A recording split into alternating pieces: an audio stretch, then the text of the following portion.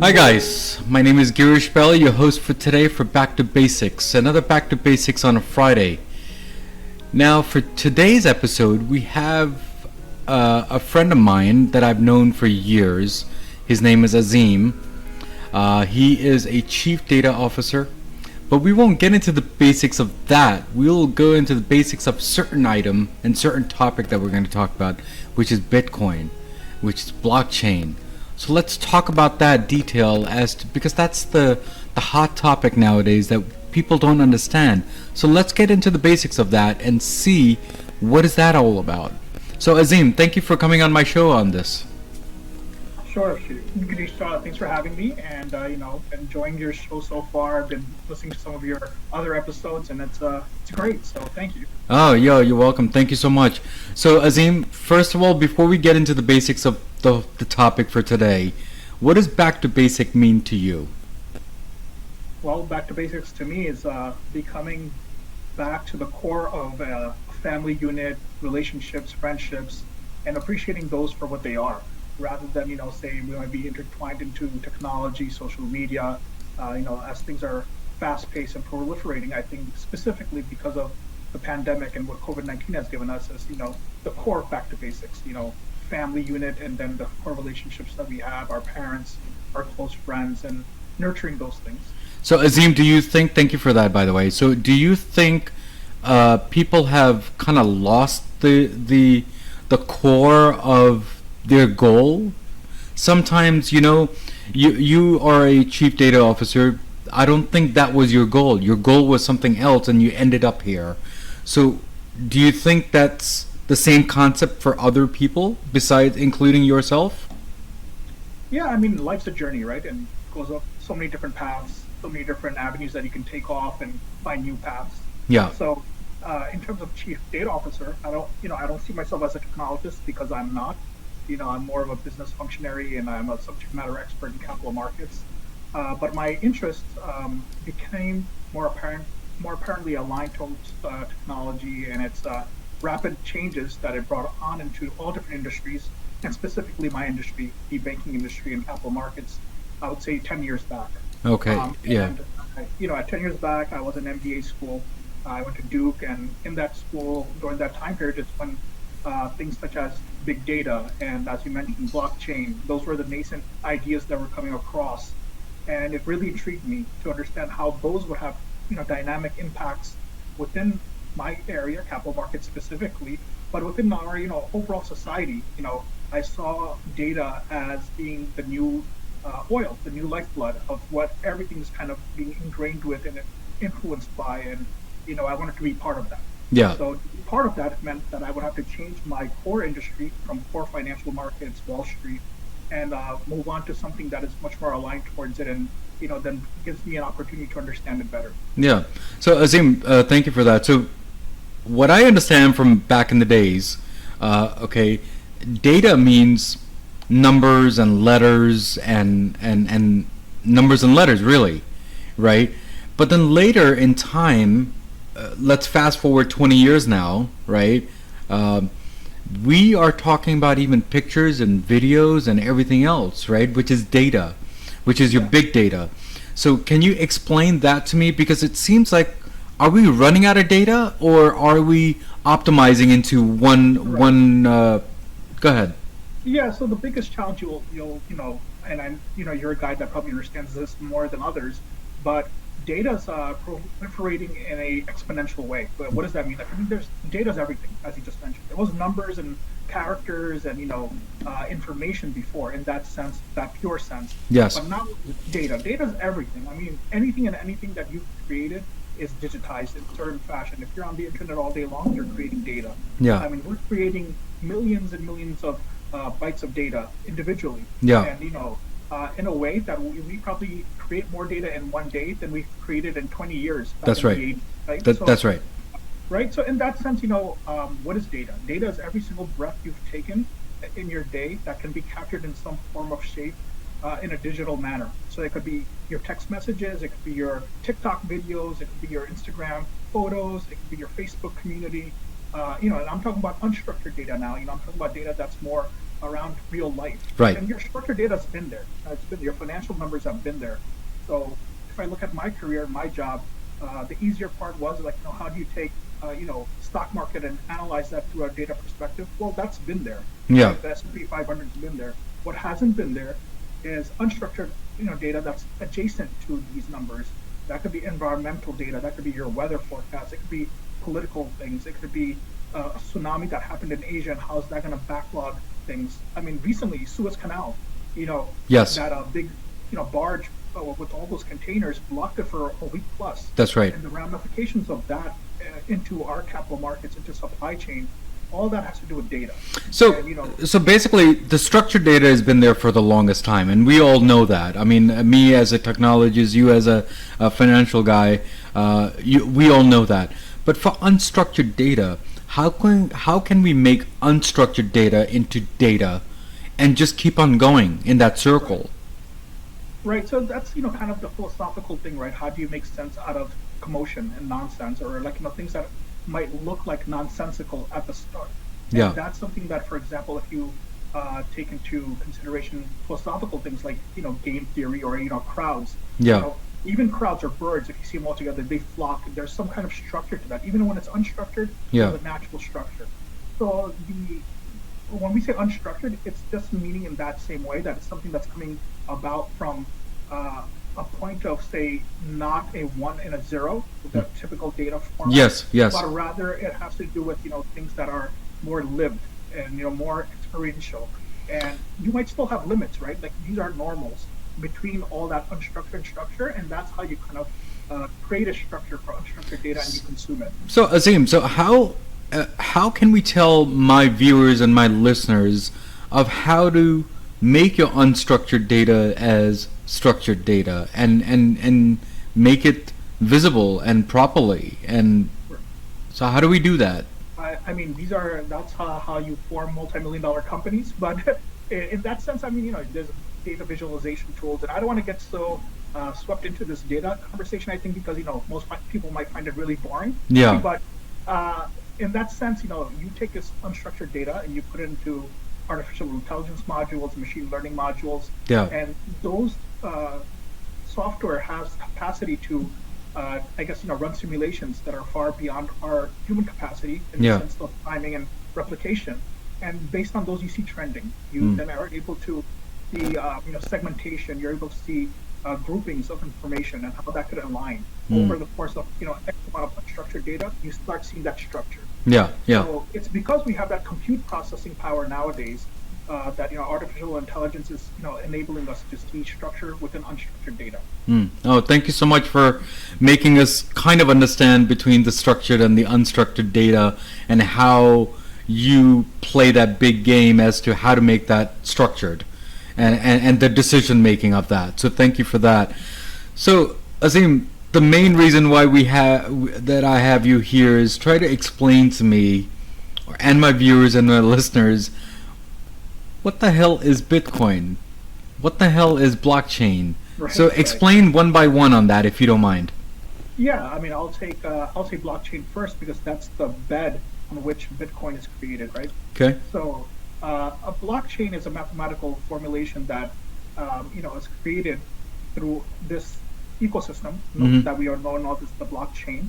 And you could have other types of blockchains like this, Ethereum and Ripple and all these other ecosystems, that create outputs based on blockchain technology. But in essence, blockchain is a ongoing, forever record of tech information that's data oriented, it's structured in computers, and it's not centralized, right? That's a key differentiator.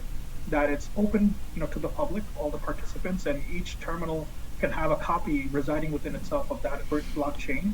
And then any changes that are made are irrevocable. I mean, it's forever guaranteed. So Azim, sorry to cut you off. So does that mean that I have block A, B, and C, and A is connected to B? Is that how I think of it?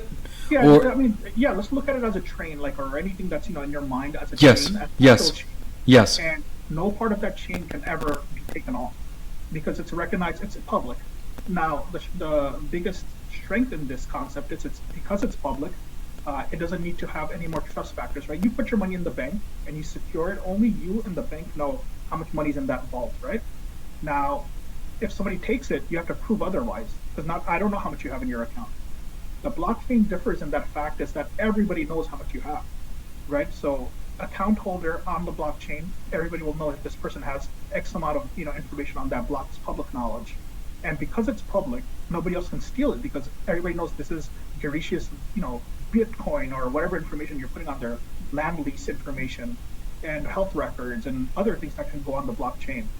So that's the biggest differentiator between unblockchained information and things that we keep in the whole traditional sense of information and what the blockchain helps us with. So Azim, I might be wrong in this, but when there's a blockchain, which means that you're chained together, right? So just like with your example, as a third person, how will I know what's in your bank account? Because technically speaking, that's violating into the chain, isn't it? Well, I think that's the purpose of this blockchain is to keep it public, right? It's Yeah. not violating because you're expressively giving that permission by being part of this thing, Okay. right? So I'm not talking about people have accounts like Coinbase or other things, right? Those are the Bitcoins and stuff are stuff. I totally agree. This is just an example that we're giving, but yes, I understand your point there on that part. Right. I don't want to confuse people that might have assets that are in vaults or exchanges versus what the actual blockchain is. That's right. That's right. I want to make sure that everyone is aware of that. That was just an example that Azim and I were talking about. So, Azim, regarding about Bitcoin. So let me step back a little. So let's say we have ABC and NBC companies, okay, out there, and we know where they're gaining, where they're losing on stocks, because for whatever reason, scandalization, stocks goes down. Good movie comes out, the stocks goes up. I'm just giving an example. So how does Bitcoin work? I mean, is that a company or is that? It's not a company. Like I said, it's a mining. You mine for Bitcoin, right? You create assets from technology. You have these supercomputers that unlock mathematical value, and then they solve mathematical equation to create Bitcoin. But Bitcoin is the value of Bitcoin versus the U.S. dollar or versus any currency. That's speculation, right? Right now, for lack of anything, because anything you place a value on is based on utility, right? What can I get for this? That's the actual exchange for one for the other. U.S. dollar is a fiat currency, which means it has no value besides the value that you and I place on it. The U.S. government is the strongest government in the world. Its military is the backer of the currency, right? It's not backed by gold or anything of value, really. It's just a thought. And if you consider a thought being a stable thing, which is our society, yes, it has value. Yes. Bitcoin is stable in the sense that it's an asset you're mining for it, similar to gold, right? You have to mine to get gold. Yes. So you have to use energy to acquire it, and in that sense, it's something more tangible, even though it's a digital asset. Yeah. But the value of it is not translated right now from the mining to the value, right? It's more so mining and speculation, and the limited amount of coins available, right? So because it's a finite resource, the value will increase as the more people want it. So if 10,000 people want the same thing, the value goes up. But if it's only 10 people want it, it's not going to be as expensive. And Azim, there is a rumor out there that if you put money into the Bitcoin, yes, you make money and all that stuff, or lose money depending on which way it goes. But it's more towards terrorism. Is that a rumor or? No. So Bitcoin has been used, right? Because it's unregulated. It's not domiciled cash, right? It's not, right? Yeah. Right. It's completely open source, meaning that it's not owned by any government. Yeah. And it's been used by dark actors, right? For lack of better words, I wouldn't say just terrorism, but it's one of the components. It's been used for drugs, drug dealing across the international area, and it's been used for other things that are not normally traceable, right? So that's why it's a huge thing. Not just Bitcoin, but any kind of currency that's been based out of this methodology. Same to Bitcoin. It could be other cryptocurrencies like Dogecoin or Ripple or some other asset. Yeah. So in that sense, yeah, it's has its negatives, but I mean, I would say the majority of the holders are probably normal, honest citizens, right? And in that sense, I think it has a place in our society. It's shaking up institutions to understand how this might replace currencies in some way. And I think it actually also liberalizes cash currency, meaning not cash in the sense of the US dollar, but in terms of like, say asset transfer, right? How you want to move money from here to a loved one overseas. It's direct, instantaneous. No need for like a middleman to pay a fee. So, Right? Azim, so there is, let's say, a dollar equals to £1.25. I'm just giving an example, okay? But how do you translate that with Bitcoin? Same exact way. It's based on this exchange rate. How much am I willing to sell my Bitcoin to the dollar, right? That's in based on that bid and ask. You come up with the pricing, right? So I want to sell it to you. I'm going to look at the market and see what everybody else is buying and selling it. But that doesn't mean that I go to some Let's go to Walmart and go and just use my Bitcoin to go and purchase a loaf of bread, can I? You can at some. I wouldn't. I mean, Walmart is an example, but if you are looking at some local markets and groceries, pizzerias in New York accept Bitcoin, or fractional, right? Not a whole Bitcoin. You're a rich guy right now, so it's accepted. It is a currency in that sense, and that's why the governments are looking to regulate it more. And that's where it becomes interesting to see what are the next 10 years in this cycle. Maybe within the next 2 to 3 years. So you're telling me that we're using virtualization money versus an actual money itself? Yeah, I mean, look at credit card. What is a credit card? It's Well, based see, on- credit card. This is what I feel is that we're borrowing money from the to the bank. No, is that the same thing? I mean, yes, no, completely. The understanding of credit card is different in that sense. Yeah. The actual usage. Yeah. But if I'm saying if you're going to use it as a digital replacement of the actual cash in your pocket, Yes. you can look at it from that angle. Then it's very similar. You could have bitcoins on your phone, and you're just giving it, from that, or you could have a mechanism that is on a card base, electronically deducting that percentage off that card and giving that payment. I'm sure they're going to be Bitcoin backed, credit cards. What's the difference, right? It's an asset. It's there. You can Yeah. pay your credit card bills with Bitcoin.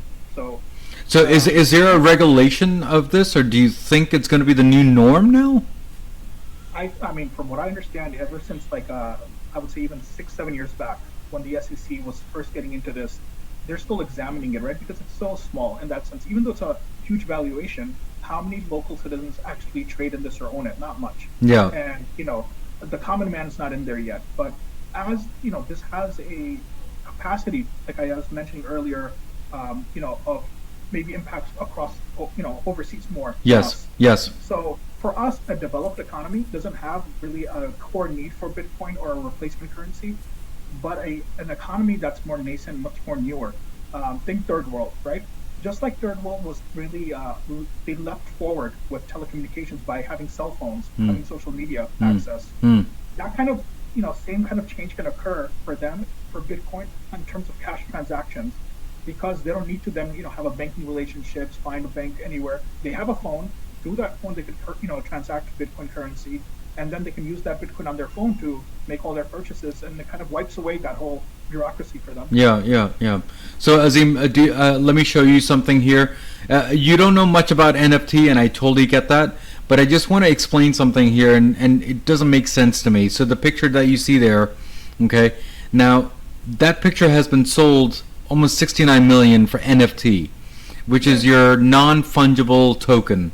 Okay, please kind of explain to me in basic. We don't have to go in detail, but explain to me. It doesn't make sense to me on that part.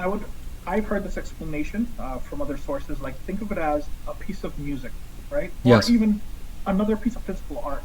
You can copy that art, right? You can photocopy it. In music, for example, you could have recordings on CD, on digital, on very many different forms. Yes. But it's not the same as a signed, original first sheet of music that a person wrote, right? Yes. So that's the physical aspect of it.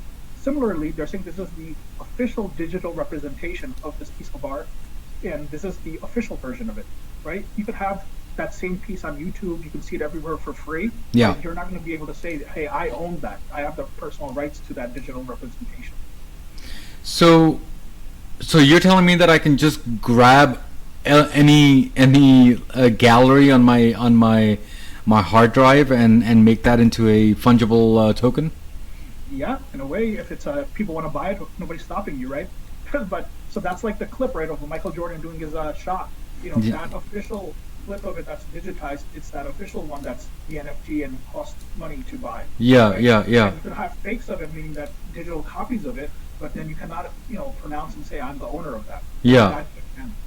So which means that if I sell it to you, then you're the owner. I mean, obviously that's Yeah, how it works, correct. but I'm the author of that, right? That's how we sell it.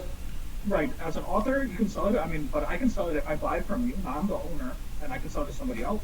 Yeah.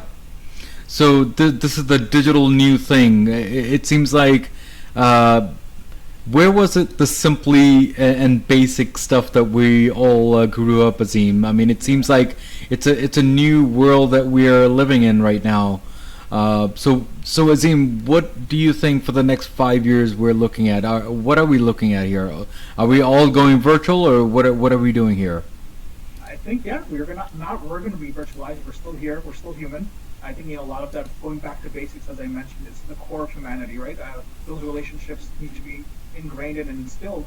But the more we go into the future, more AI ML becomes powerful. Yeah, I would say that it's an enabler, meaning that it will enable humans to maybe have more back to basics, more time. yeah, So, that I'm kind of excited to see those aspects, right? How does it democratize time and free up people from doing things that are mundane? And maybe we'll find more things to kind of get busy with, but for the time being, that's the biggest thing that a challenge is going to be when there's no work for anybody to do. When yeah. machines are doing all the work, what happens then? So So, we're headed that direction. I don't know if it's going to be tomorrow or the next 10 years, but we will be continuously offloading our workload onto machines, onto technology, and we'll be able to then free up our own mind to maybe philosophize, discuss more back to basics together on shows. yeah. So that's where it's headed. It seems like maybe we are just going too fast. It looks like, and and and I think maybe it's going too fast, and we're trying to catch up. So I don't know which is which. Did we miss the bus somewhere, or are we on the bus and we're riding it? We're riding the bus. It's an exponential, like, growth of data and technology, right? Yeah, So if you look at our own history of human ingenuity, manufacturing, right, from the time of manufacturing revolution to now the digital revolution, it's maybe been 100 and 200 years max. yeah. And the first flight, they said, was 120 years ago, and now we've flown a vehicle in Mars, right, within 120 years. That's right. That's a blimp in human, history, Yeah, right? So in that sense, are we missing the boat? I don't think we can miss the boat. You're alive, you're in it, right? But you might be missing some aspects of it, like participation in some of these new trends. But eventually, you will be forced to participate in some way or not if it's something that succeeds in establishing itself. but it looks like people who are elder than us, they don't need to get into this. It seems like we are just too slow to get into this. But I think the youngsters for the next few generations, I think they will get into that more than we would, right? Is that right, Azim, or what I do you would say, think? no, I would say, it's some people are technology forward, Yeah, meaning that they're willing and looking for the next best thing, and they're probably putting themselves into it. yeah, Also in our age bracket. Others, if they want to live more of a non intrusive life in that sense, and not getting one to be involved in so much technology, they can do that too. You're in that sweet spot that you can still choose. yeah, But like you mentioned, our future generations probably will have less of a choice, and mm, they'll have a requirement. I mean, my kids are on their computers, on their pads, doing things that we've never done until we were able to, right? Like, chatting. We didn't get that till it was high school because it wasn't there. that's But right. my 4-year-old messages, my sisters and me and stuff, right? That's just how humanity is progressing. So by say a person that's a teenager now, by the time they're our age, their whole world might be technology forward in the sense that it's normal, right? In that sense, what's next? Holograms and holographs and 4D virtual reality. Those are the things that are still up to become normalized. But Mm. even those are happening, right? Right now you're getting Oculus goggles, but in the future it'll be just around you. You'll live that reality of 3D and 4D. That's right. That's right. It seems like the world is coming too fast, and Don't be on. scared. No, no, it's not scared. I think it's just coming too fast to us, and we slowly. I think instead of the way I was thinking is that it's the bus is here and it's crashing you into the face. But what you need to do is I have to explain this to my listeners because it seems like, so guys, think about it this way. A bus comes to you and crashes you into the face. It seems like this whole topic is so not normal for you. But what you need to do is to just sit down, relax, and go back to the basics of what we have talked about. It's all about data. And that is the future nowadays. That's what Azim is saying, and that's what our future kids are going to be doing. So this is the new norm. So Azim, any last words before I let you go today? I mean, my last words would be that take data for what it is. It's just like you take water for what it is. That's right. It's something to survive with, meaning that it's going to be part of you. You need it, you require it, and then you use it for your benefit, right? There's no way to overindulge in data, just like you can't overindulge in water. Oh, maybe you can. There's people that have overdrink water, but in the sense that it's something that's beneficial, long as you're recognizing it for its worth, and then it's it's it's a good thing. There's nothing negativity in there. There might be some aspects of being scared in the sense of what's next, but the next will always be coming. We are all human, and humans are very resilient in that sense. Yeah. We're always able to grow, and that's what makes us different than other, creatures on this earth that have come across. So, I think you're good. Yeah. Thank you so much, Azim, for coming on my show and give us a little basics about the blockchain and the Bitcoin, a little of NFT, and a little of what we think the future is going to be. Hypothetically, I mean, we can only imagine what's going to be there. But thank you again for coming on my show. Sure. And yeah, thank you to you, and thank you to all your listeners, and hopefully they'll find this enjoying and not too nerdy. Yeah, absolutely, absolutely. Thank you again. So, guys, we spoke with Azim today. We talked about the basics of what did we talk about? We talked about Bitcoin. We talked about the future. We talked about digital data or data in general. That's just crazy. But there is one thing that I have to give you, as usual, as always, and I'm going to go and wear my glasses on this one. The quote of the day: if you are an artist and still don't use NFT, shame on you. That's my thing. But you are probably potentially missing millions of dollars. I mean, that's a quote of the day. Are we losing $1 million? I'm not really sure, but you are missing the boat. That's what I say. But guys, as usual, as always, remember, everything in life goes back to basics, and that's what we did today, guys. Guys, take care, God bless, see you next week, and keep on subscribing. Good comments, bad comments, either way, it will make my show strong each and every time. Spread the word. Back to Basic is here to stay. It's not going anywhere. So guys, God bless, see you next week. Next week's episode on Back to Basics. Moved to New York. I was a big fan of a brand of coffee back in the day in the West Coast. And I asked the owner if he would be considered to open his presence in the East Coast. And he was not open to it, but he told me, look, I can sell you the beans, and I'll teach you how to make, our own coffee at home. And so I realized that, making coffee is primarily about the beans and the quality of the taste. Second thing was I worked in a lot of tech startups, and I realized that my companies were spending a lot of money with coffee machines that always made bad coffee. I'm sure we all have worked in an office where the coffee solution was bad, and so we end up spending a lot of time going to the coffee shop around. And then three, spending 3-4 years in New York, I became a good New Yorker, I should say, and started to hate waiting in line, and realized that I was going every day to the same coffee shop, and every solution that they would put in front of me would still make me wait for my same order day after day. So kind of like all this combination made me realize it might be something that could, be done. And we started exploring the different ways or the challenges of doing coffee deliveries, and we found two. One was the price. You can't spend an extra $4-5 to get a coffee delivered when you already paid $4 for your laptop. And two was